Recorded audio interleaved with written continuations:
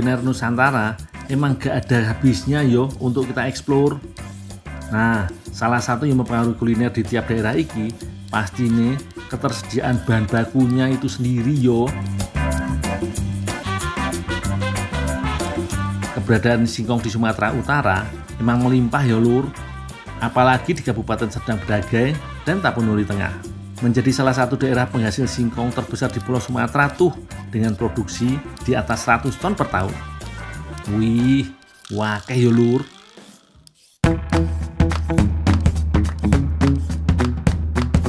Ketelah pohon atau singkong iki memiliki nama latin Manihot esculenti. Di Sumatera Utara sendiri lebih dikenal dengan sebutan ubi kayu lur. Singkong menjadi salah satu bahan makanan pokok yang kaya akan kandungan nutrisi, mulai dari karbohidrat, protein, serat, mineral, vitamin C, dan vitamin A.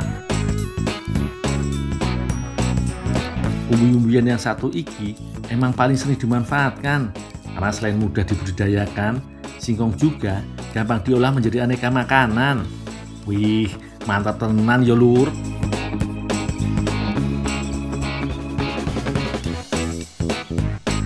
Umbi singkong iki ternyata dapat dimakan mentah juga lur.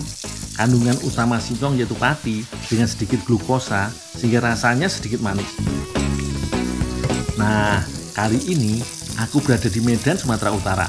Aku mau membuat singkong menjadi makanan yang berkelas. Namanya bika ubi Medan.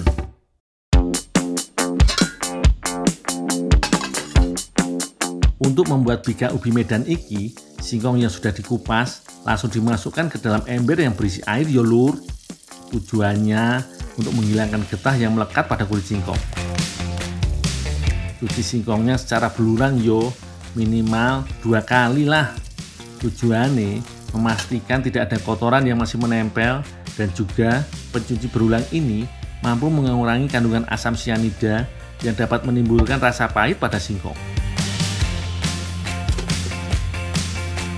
Sebelum diolah, singkong alias ubi harus diparut terlebih dahulu. Setiap harinya, toko kue pembuat bika ubi yang ada di Medan iki butuh 20 kg ubi parut sebagai bahan baku.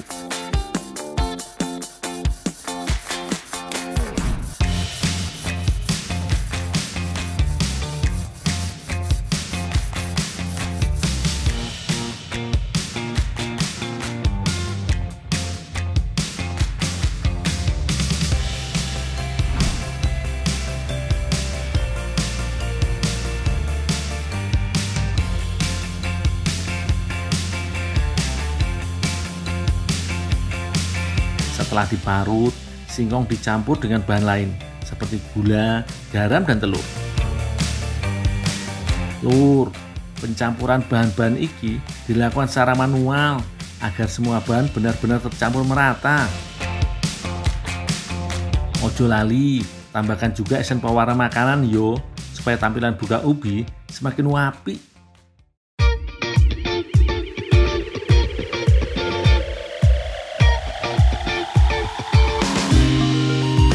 Habis itu, tambahkan juga santan dan mentega cair ya lur.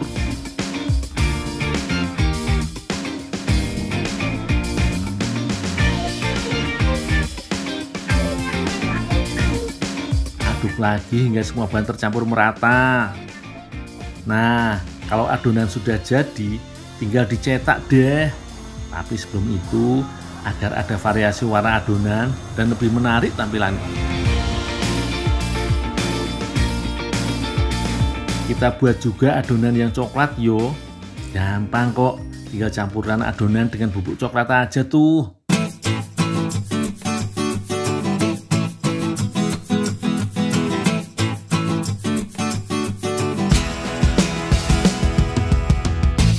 Oke, sekarang kita masukkan adonan ke dalam loyang yang sudah diolesi mentega dan ditaburi tepung. Tujuannya agar bika yang sudah matang nanti mudah dilepas dari loyang lur.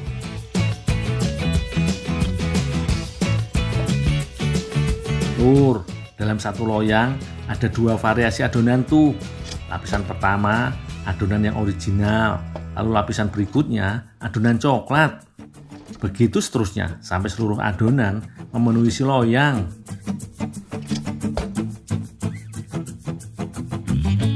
Dalam sekali membuat adonan iki bisa jadi sekitar 15 loyang adonan bika ubi lur. Nah, kalau adonan sudah dimasukkan ke dalam loyang, sekarang aku mau panggang bika ubinya lur.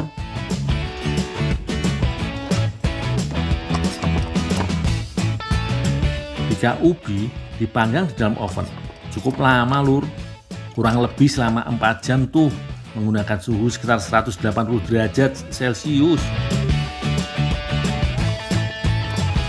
Proses pematangannya lambat iki bertujuan agar seluruh bagian bika ubi matang sempurna. Untuk mengecek apakah sudah matang atau belum, biasanya sambil ditusuk dengan lidi tuh lur.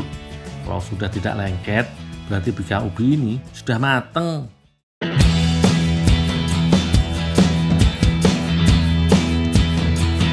Dalam sehari, toko bika ubi Medan iki bisa menjual sampai 60 loyang lur. Apalagi kalau memasuki hari raya, penjualan bisa lebih banyak tuh. Nah, kalau sudah matang, loyang bika harus digoyang-goyang terlebih dulu agar bika mudah terlepas. Selain itu, bika ubi harus didinginkan terlebih dulu ya lur, untuk memadatkan lapisan kue bika ubi yang sudah mateng.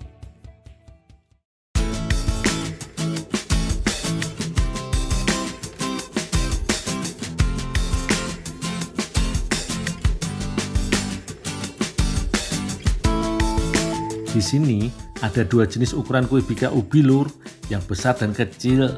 Pastinya harganya juga beda yo. Gimana, udah kelar? Nah nih, ini udah ada nih bika yang udah bisa dimakan, dicobain. Udah dinginin Pak? Udah bisa ditinggal. Coba ya Pak ya? Boleh. Nah. Gimana Dol? Enak Bang. Enak ya? Nggak kayak bika ubi. Oh gitu. Enak banget Bang, pas Ya. manisnya. Bika ubi iki menjadi salah satu oleh-oleh khas kota Medan lur. Rasa manisnya yang pas dan gak bikin nek membuat kue bika ubi ini menjadi salah satu oleh-oleh favorit ketika berkunjung ke Medan.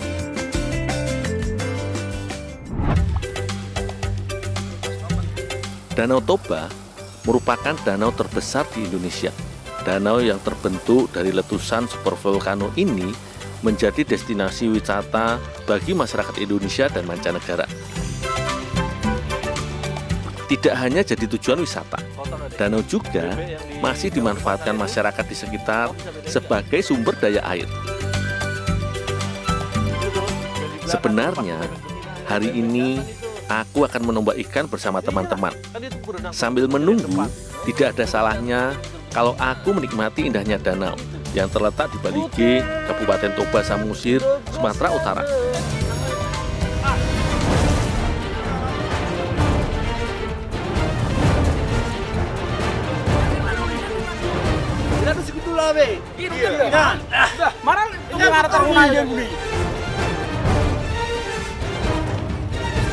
Itu kotak-kotak kesana itu.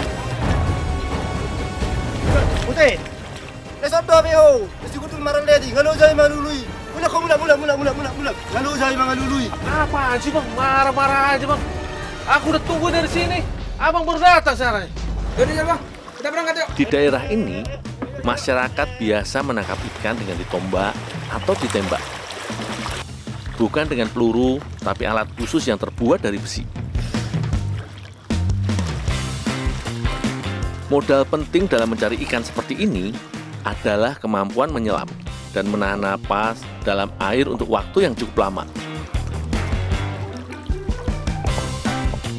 Biasanya, hasil ikan yang didapat ikan mujair atau ikan emas. Hei! Bang! Dapat Bang! Ya. Tuh. Wih, mantap nih. Oke, pas satu.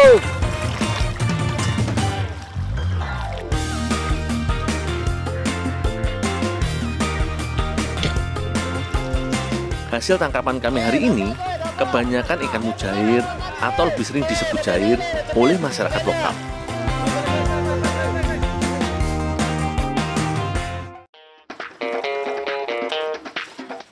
pertumbuhan mujair relatif cepat di air tawar, sehingga lebih gampang ditemukan dibandingkan ikan mas. Aku akan mengolah ikan mujair menjadi taburan kue talam asin.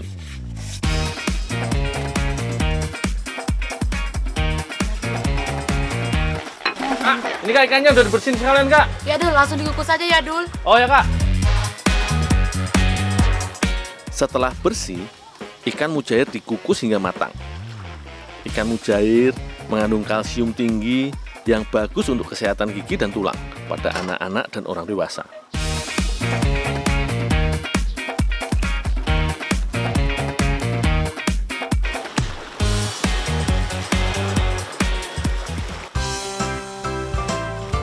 Ikan mujair matang akan lebih mudah dipisahkan daging dan tulangnya. Supaya rasanya lebih enak, mujair diadon dengan bumbu halus yang terbuat dari bawang merah, bawang putih, jahe, dan kunyit. Bumbu halus ini juga mengurangi bau amis pada ikan.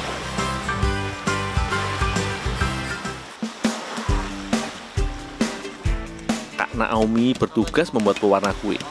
Bahan alami yang digunakan sawi hijau. Tidak hanya membuat kue lebih menarik, kandungan gizi pada sawi bisa menyehatkan kulit dan rambut. Sawi juga kaya dengan vitamin C dan A yang bagus untuk ketahanan tubuh, juga kesehatan mata.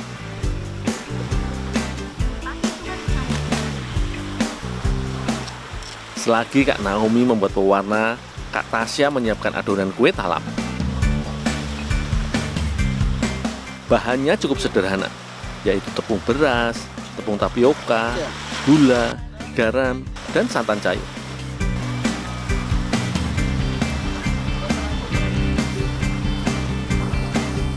Semua bahan dicampur hingga menjadi adonan.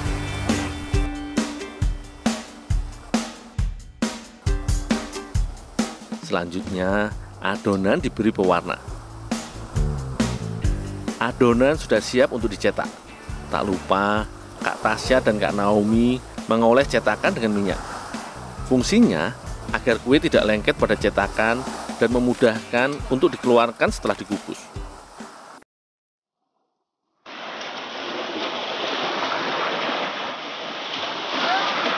Oh, ya Kak.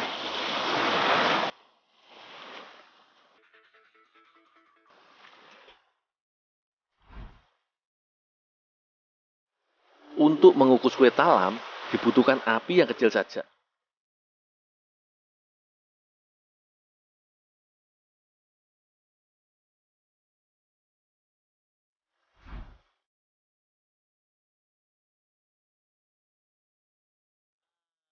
Saat kue sudah setengah matang, barulah kukusan ikan ditambahkan ke atas talam.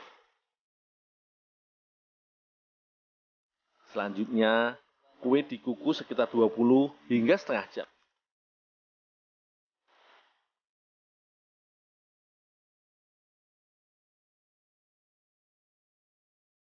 Kue talam asin mujair sudah jadi. Tampilannya cantik dan yang pasti sangat bergizi. Hari nanti pipi, hari yang ini.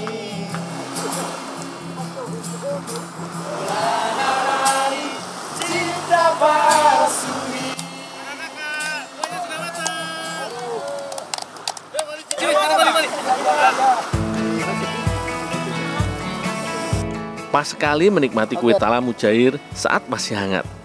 Rasa gurih mendominasi kue ini. Daging ikan mujair juga menambah nikmatnya kue talam.